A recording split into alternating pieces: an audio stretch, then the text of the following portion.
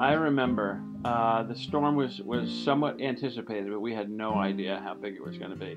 But waking up in the morning and looking out and everything is just sheets of ice, and going outside for a short walk and realizing we shouldn't be out here because limbs are falling down, and it was just like one of the most unbelievable, mystical, magical, glaring, icy scenes I'd ever seen. I mean, you could hear, you'd be in the house and you would hear limbs fall and going off like rifle shots. And it was truly dangerous. People were encouraged not to be outside. People were without power for like 2 weeks.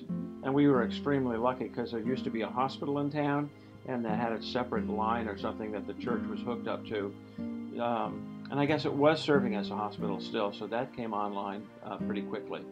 So the church was one of the few places that had power. So we were the envy of the neighborhood.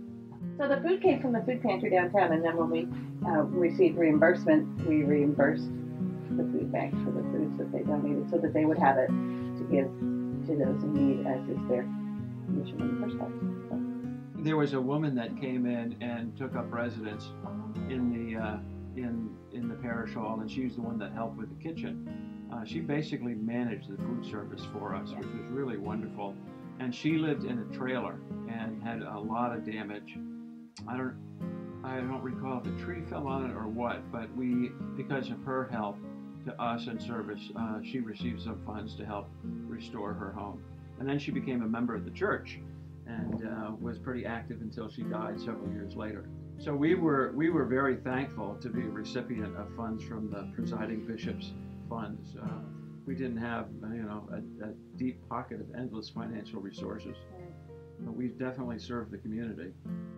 All of a sudden, you never expected, but we were the community in need, and resultantly, because of that, with the generator that was acquired and the experience, the city engaged Christ Church and asked it to be a permanent kind of shelter in case of some kind of disaster.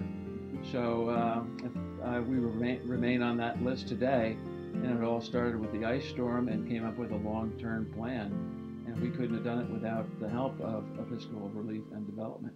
So thank you very much.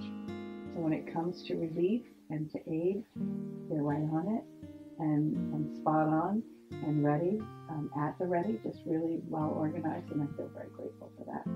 Locally, I feel grateful for that, and then worldwide, what we're able to do as Episcopalians to just say, yes, we see a need, and it's important to us to be able to meet it.